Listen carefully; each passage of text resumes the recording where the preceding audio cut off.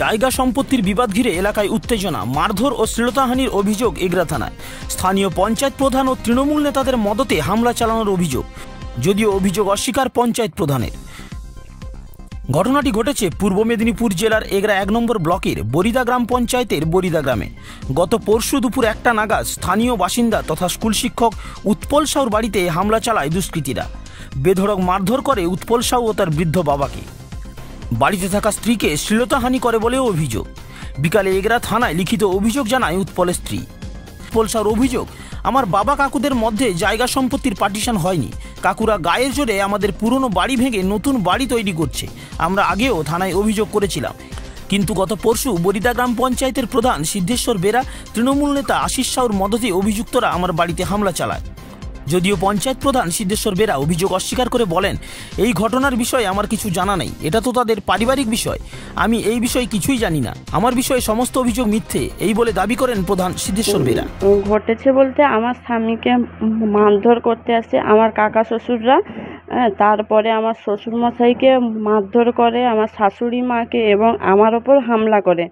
আমার নাইটি ছিল সেটা ছিঁড়েছে, এবং আমার কাকা শ্বশুর সঞ্জীব সাউ উনি আমাকে জাপটে ধরেছেন আর বললেন যে যদি তুমি কিছু কাউকে বলো তাহলে মেরে ফেলবো তোমাকে।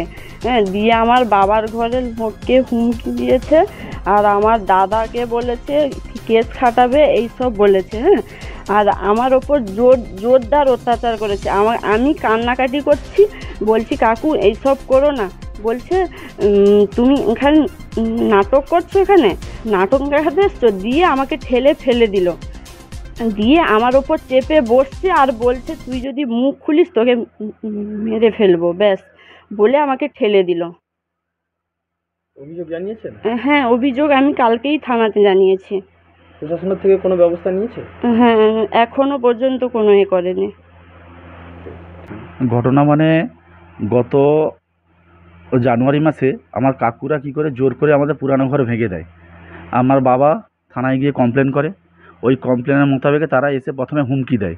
হুমকি দেওয়ার পরে আমরা চুপচাপ থাকি, কিছুটা করি না। তারপরে ওই জায়গায় ওরা কী করে জোর করে সম্পত্তি পার্টিশন না করে জোর করে জায়গায় ঘর করছিল। আমরা উকিলের পরামর্শ নিই, উকিলবাবু বললেন যে ওই জায়গায় ভিডিও করে আসতে।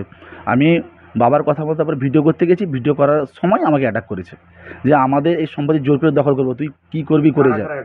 আমার কাকুরা বাইরের লোকজন নিয়ে এসে, কাকু কাকিমা সঞ্জীব সাউ, অমর সাউ, বিজয় সাউ, অজয় সাউ, পুষ্পিতা সাউ, অভিজিৎ সাউ, শোভন সাউ এবং কবিতা সাউ, এবং বাইরের লোকজন এসে, আমি সবাইকে নাম চিনি না, ঠিক আছে, এসে আমার মারপিট করে, আমার সঙ্গে আমার বাবাকে মারে, আমাকে মারে।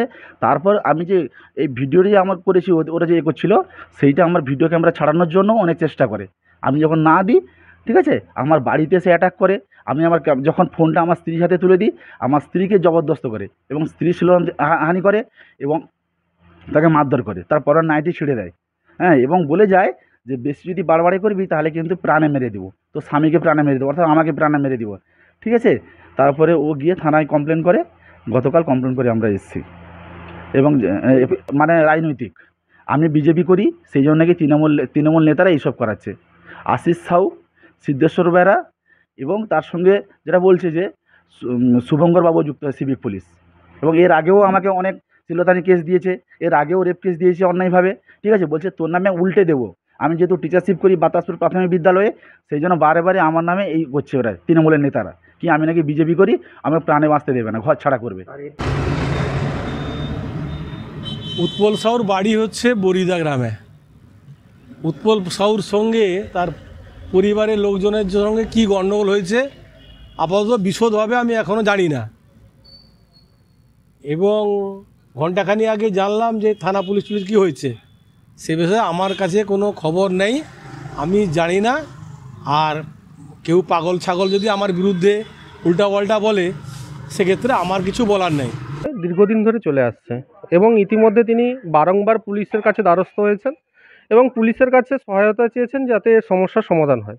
পুলিশ কিন্তু বারংবার আশ্বাস দিয়েছে সমস্যার সমাধান করে দেবে, কিন্তু তার কিছু ফলশ্রুতি ঘটেনি।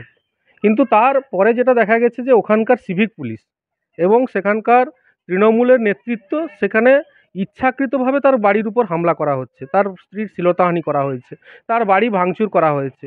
আজকে আমরা কোন সমাজে বসবাস করছি? ভাবুন, এই সমাজে যেখানে পারিবারিক একটা বিবাদের ক্ষেত্রে তৃণমূল জড়িয়ে যায়, যেখানে সিভিক পুলিশ দেখে মাতব্বরি করতে হয়, সেখানে পুলিশ প্রশাসন বা বর্তমানে পশ্চিমবঙ্গের শাসন ক্ষমতা কী রয়েছে তা আজকে কিন্তু প্রশ্নের মুখে দাঁড়িয়ে আছে।